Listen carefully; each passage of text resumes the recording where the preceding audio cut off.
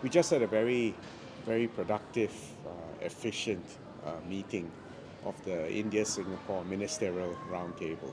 Actually, this is the second iteration. The first occurred in October 2022, so about almost 2 years ago. Let's start with why India.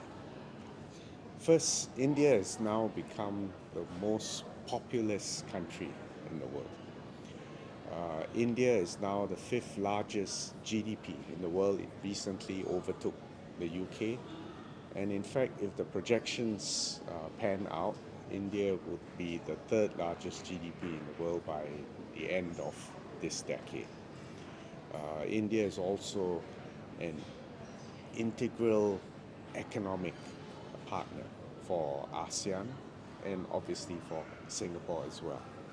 If you look at the economic figures, in the last two decades, trade with India has gone up by 2.5 times. And more recently, those trade numbers are also trending up significantly. And I would add also investments. So we have skin in the game as well, and we certainly have much to gain as the Indian economy develops, increases in sophistication, and increases its global prominence. So that's why this meeting is important. On the pillar of education and skills development, I think you may be aware that Singapore has helped to establish some training centers in India. But because of the great asymmetry in size, we clearly cannot be rolling out these centers based on our own people alone. So what we're focusing on is on training the trainers and on training the credentialers, the people who will assess the standards and assign qualifications to the people who graduate from these systems. There is great admiration for Singapore's education system, for our skills education and our certification, and this is something which we should have a sense of fulfillment and satisfaction from. It is due respect to our teachers, our educators, and to the Singapore education system. The short answer is no, it has not come up yet. The longer answer is you alluded to political uncertainty and the fact that political risk actually raises the cost of doing business.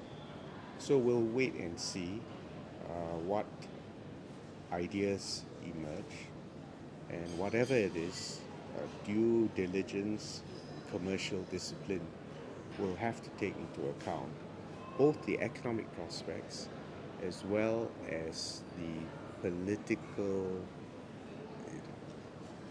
envelope around these economic projects. The larger point is that you do need political stability, you do need predictability, and to the extent that these can be maximized, you actually encourage and facilitate and accelerate economic development. So far, we have not heard anything yet, but we'll wait and see, and we'll assess it on its own merits. We are, in a sense, in the front seat and have a chance to participate, but to do so from a position where they know us, we're a known, trusted, reliable partner, and we need to maintain those attributes, and that puts us in a very competitive position. And we're not asking for special favors. We're asking for our companies to be treated fairly, to be treated consistently, and to allow us to compete on a level playing field. And I'm sure Singapore companies will be able to do so.